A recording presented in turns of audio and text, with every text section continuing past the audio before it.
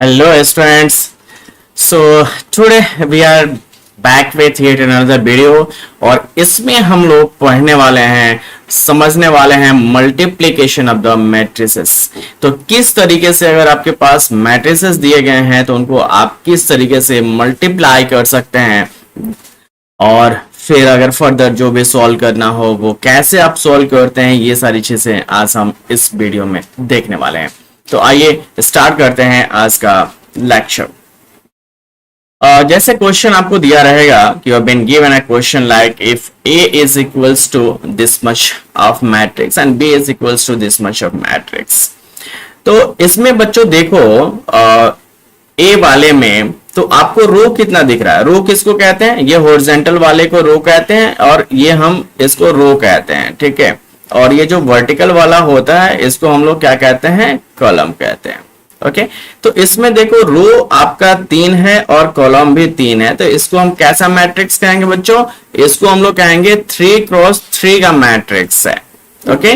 3 रो 3 column, तो 3x3 का matrix है। यहां पे हम देखें तो रो हमें कितना दिख रहा है? 3 रो दिख रहा है और 2 कॉलम दिख रहा है। 3 रो और 2 कॉलम दिख रहा है। अब इसमें एक चीज आपको खास ध्यान देना पड़ेगा, मल्टीप्लिकेशन से पहले। मल्टीप्लिकेशन से पहले आपको एक चीज खास ध्यान देना पड़ेगा, वो क्या है कि जिसको आपको मल्टीप्लाई करना है। जैसे देखो हमें मल्टीप्लाई करना है, यहां पे we have to find the value of A B, है ना। a इंटू बी का वैल्यू फाइंड करना है, तो इसका कॉलम और इसका रो ये दोनों सेम होना चाहिए। ये दोनों सेम होना चाहिए तभी ये मल्टीप्लिकेशन पॉसिबल है, अदरवाइज ये मल्टीप्लिकेशन पॉसिबल नहीं है, याद रखिए। अब यहीं पे मैं थोड़ा सा चेंज करता हूं, मैं a मल्टीप्लाई b ना निकाल करके अगर b मल्टीप्लाई a लूं तो क्या होगा? तो देखो b वाला जो मैट्रिक्स है आपका वो क्या है? 3x2 का मैट्रिक्स है, ठीक है। और जो A मैट्रिक्स है वो कितना है बच्चों? वो है 3x3 का। तो देखो इसका कॉलम और इसका रो दोनों क्या है? बराबर नहीं है, बराबर नहीं है। इसलिए यहां पे BA पॉसिबल नहीं होगा, यानी हम B इंटू A मल्टीप्लीकेशन नहीं कर सकते हैं, राइट। यहां पे हम AB का तो मल्टीप्लीकेशन कर सकते हैं क्योंकि ये दोनों आपके बराबर आ रहे हैं। इसका पहले वाले का रो दूसरे वाले का कॉलम बराबर है, इसलिए हम AB फाइंड कर सकते हैं। लेकिन अगर BA फाइंड करने जाएं तो इसका पहले वाले का रो दूसरे वाले के कॉलम के बराबर नहीं है, इसलिए ये मल्टीप्लिकेशन आपका संभव नहीं हो पाएगा, ठीक है।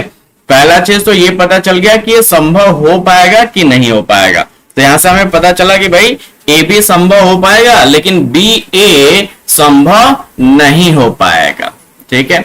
अब चलिए अब आगे चलते हैं और देखते हैं कि हम मल्टीप्लिकेशन कैसे करते हैं, मल्टीप्लिकेशन करने का तरीका क्या है।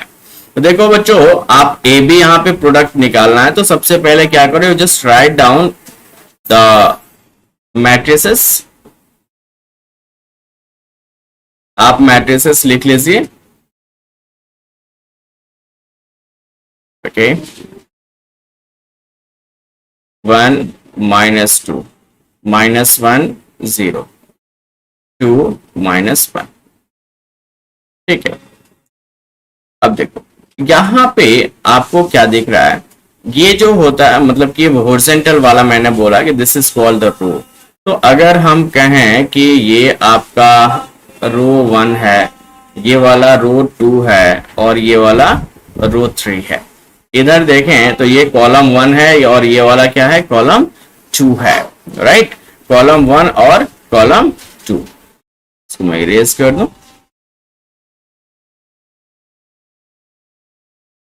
कॉलम 1 और 2।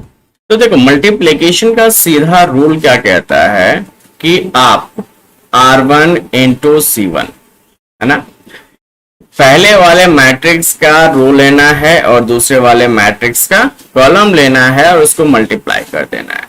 फिर R2 इंटू C1, फिर R3 into C1, then we have R1 into C2, R2 into C2 और R3 इंटू C3। ठीक है, ये हम यहाँ पे करेंगे, राइट। ऐसे आपको क्या करना है, you have to multiply this one. तो आइए मल्टीप्लाई करके देखते हैं कि मल्टीप्लीकेशन में क्या आ रहा है, हमें क्या मिल रहा है हमें मल्टीप्लीकेशन में।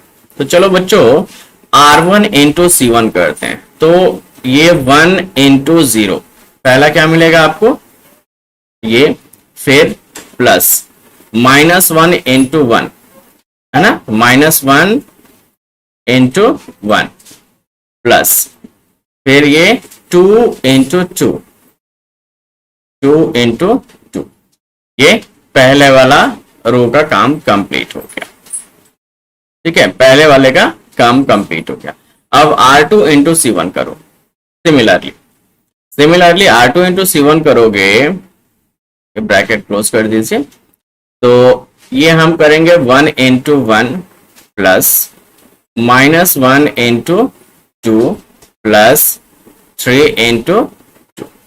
ओके, ऐसे ही R3 इंटू C1 करिए, तो ये 2 और ये 1, तो that will be 2 multiplied by 1 plus -1 into 3 plus 4 into 2।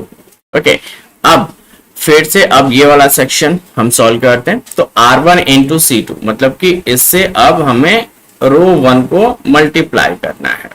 तो रो 1 को मल्टीप्लाई करिएगा तो 0 into -2 plus 1 into 0 plus 2 into -1। ठीक है, ये आएगा। फिर R2 into C2, R2 into C2 में आपका क्या हो जाएगा, 1 into -2, 1 into -2 plus 2 into 0 plus 3 into -1। Okay, now R3 into C3 नहीं, सॉरी C2 होगा, गलती by mistake, just make it a correction कर लीजिए यहाँ पे। This is C2। Okay, R3 into C2, so this will be your 2 into -2 plus 3 into 0 plus 4 into -1। ठीक है, ये आपका मल्टीप्लीकेशन इसका आ जाएगा। अब इनको सॉल्व कर लीजिए, just go and solve this one. तो सॉल्व करें तो ये आपका 0 इंटू 1 0, -1 प्लस 4, -1 प्लस 4। ओके, ये कितना हो जाएगा बच्चों, 1 -2 प्लस 6, नीचे वाला 2 -3 प्लस 8।